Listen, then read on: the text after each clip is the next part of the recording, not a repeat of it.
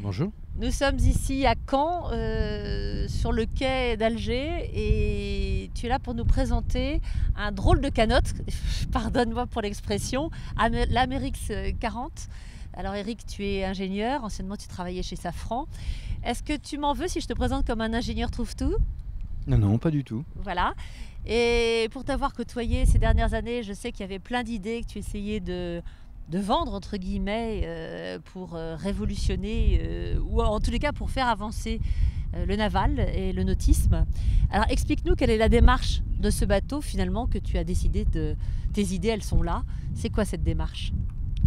Donc l'idée et la démarche, c'est de créer un bateau de grand voyage qui permette à tout le monde d'aller vivre les rêves les plus lointains, tout en ayant une autonomie et une sécurité maximum.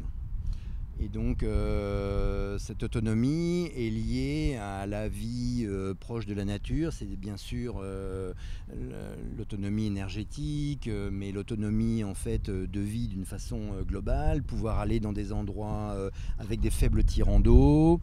Donc ce bateau a en fait un tirant d'eau qui est très faible.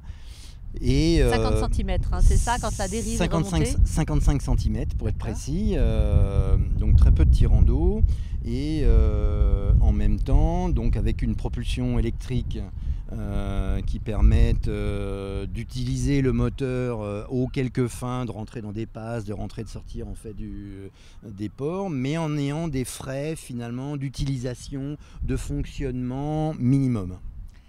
C'est-à-dire que, alors, est-ce qu'on peut d'abord détailler ce point sur l'énergie ? Ton bateau, tu l'équipais de pods, c'est vraiment particulier. Les pods, c'est un équipement qu'on voit de plus en plus sur les bateaux de commerce ou les bateaux même de pêche, je crois, avec une particularité sur l'hélice, ce sont des pods c'est une espèce de bulbe qui se retourne. Voilà. D'un côté, tu propulses et de l'autre, tu fournis l'énergie. Voilà. Est-ce que tu peux détailler ? Donc l'idée, c'est d'utiliser les rendements des hélices en fait au maximum. Donc les hélices modernes maintenant ont un rendement supérieur à 50% en propulsion.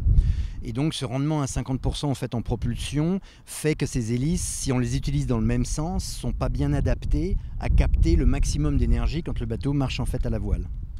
Donc c'est pour ça qu'il faut retourner l'hélice pour être capable en fait de capter ce maximum d'énergie. Et donc avec un arbre d'hélice et une motorisation conventionnelle, c'est pas très facile en fait à faire.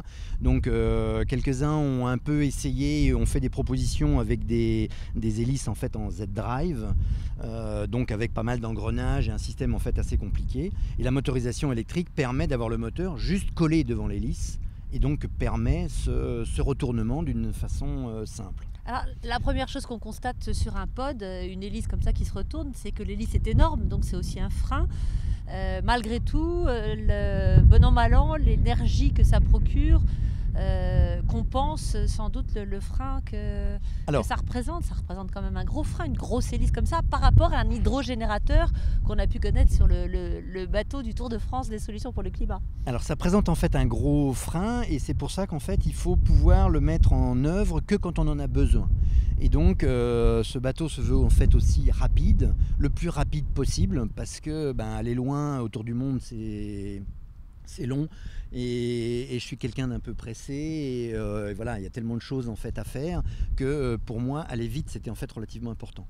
Donc pour aller vite, il faut rentrer en fait ce moteur, et donc ce moteur va pas tremper dans l'eau en fait en permanence, et c'est aussi l'intérêt de ce pod, c'est qu'en fait on est capable de le rentrer à l'intérieur, de mettre le moteur au sec, donc il n'a pas d'algues, il n'a pas de protection, il a rien, et il trempe pas en fait dans l'eau, et donc il est rentré, et les deux pods sont rentrés en fait à l'intérieur de la coque avec du pneumatique.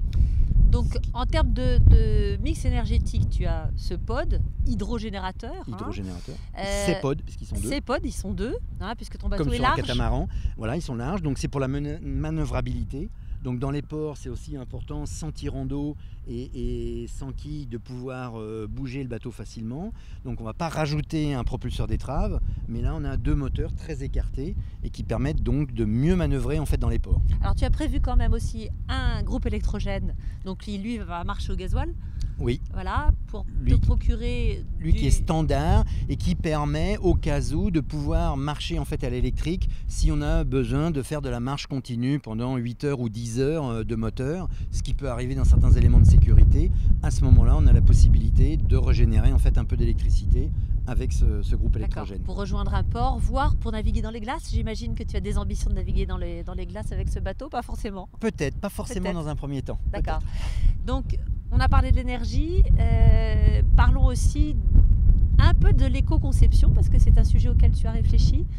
Oui, alors l'éco-conception pour moi c'est le matériau. C'est très important d'arriver à placer, ma démarche a été d'essayer de placer un bateau techniquement assez sophistiqué, mais qui permettent d'avoir une certaine suprématie française de ce qu'on est capable de faire dans l'ensemble en fait de cette construction navale.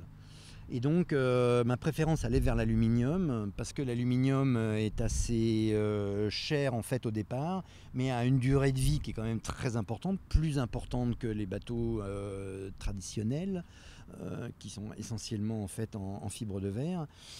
Et en même temps permet une réutilisation après la déconstruction, recyclage en fait même si très facile. Même si très énergivore à fabriquer au départ, l'aluminium assez énergivore en termes de cycle départ, de vie, oui, mais compense par une réutilisation. Une réutilisation en fait assez simple et une durée de vie en fait aussi qui est quand même très importante. Comment imagines-tu, parce que quand on parle d'éco-conception, on pense fin de vie. En général, même quand les bateaux sont en aluminium, les cloisons sont collées. Il y a de la mousse qui est polyuréthane qui est projetée sur l'aluminium pour isoler le bateau. Comment envisages-tu de faire cette isolation et cet assemblage? Voilà, alors le concept, c'est de pouvoir, au moment de la déconstruction, séparer tous les matériaux, avoir l'aluminium d'un côté, avoir effectivement les cloisons, l'isolation, etc. Donc absolument aucun collage. Et donc c'est soit des goupilles, soit du boulonnage, soit des rivets en fait qui permettent très rapidement en fait d'arracher tous les éléments et de séparer en fait tous les éléments au moment de la déconstruction. D'accord, donc on revient finalement à un assemblage mécanique plutôt qu'un collage. Voilà, un assemblage en fait mécanique.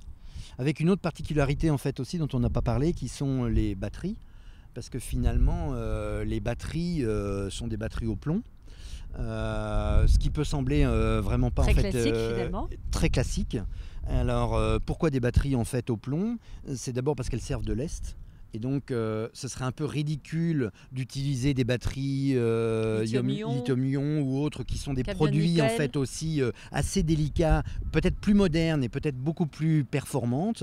Donc là, moi, la performance du poids m'intéressait quand même puisqu'elles servent en fait de lest. Et elles ont le gros avantage aussi d'être recyclées par le constructeur à plus de 85%. Donc en fait, une fois que les batteries, parce que les batteries ont une durée de vie de 5 ou 6 ans, et au bout de ces 5 ou 6 ans, on les redonne en fait au constructeur, on en reprend d'autres et il en recycle, il en refait en fait d'autres batteries. D'accord. Donc ça c'est relativement en fait intéressant, ce qui n'est pas forcément le cas d'un lest dans des matériaux aussi pas toujours intéressants à travailler. Ta coque est plate en dessous. Oui. Et spécificité qu'on voit apparaître sur des bateaux de course, il y a des foils qui vont permettre aussi, alors ça fait partie un peu de la partie hydrodynamisme du bateau, ces foils qui vont permettre au bateau de se décoller, donc de faciliter sa progression. Voilà, donc l'idée c'est pas de voler, mais c'est d'avoir une stabilité en fait relativement importante. Alors en navigation, et ça c'est pour une plus grande vitesse, donc au lieu d'alourdir le bateau et encore avoir un poids mort et un lest en fait qui est plus important, au lieu de l'alourdir pour le redresser, eh ben on l'allège et en fait on le soulève hors de l'eau de l'extérieur. Tu les as testés les foils? Ils ne sont pas encore testés.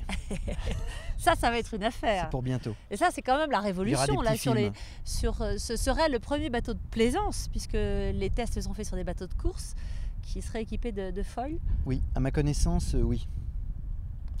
On est très curieux de savoir comment ça fonctionne. Un mot, Eric, sur la peinture anti-fouling, il n'y en a pas. Il n'y en a pas. Donc l'idée c'est pareil, dans le cadre de l'autonomie, c'est de pouvoir nettoyer le bateau facilement, de le tirer en fait au sec aussi sans grue, c'est pour ça qu'il a un fond plat, etc. et qu'on le nettoie la coque. Donc le nettoyage en fait de la coque et la protection initiale de la coque est fait par ultrasons. Donc ça marche? Je pense, mais On va le c'est tester. aussi un test, hein, ça fait partie des nombreux tests qui sont faits sur ce bateau. Et donc, voilà, qui empêche en fait la croissance des algues et des coquillages sur en fait la coque, et qui permet en fait de le nettoyer après facilement avec un simple coup de Karcher. Et si on nettoie, on ne rejettera pas de peinture, on ne rejettera pas de produits en fait nocifs dans l'eau Sur le pont, par tu as privilégié un matériau particulier en liège. Voilà, pour C'est du liège, l'antidérapant, c'est du liège.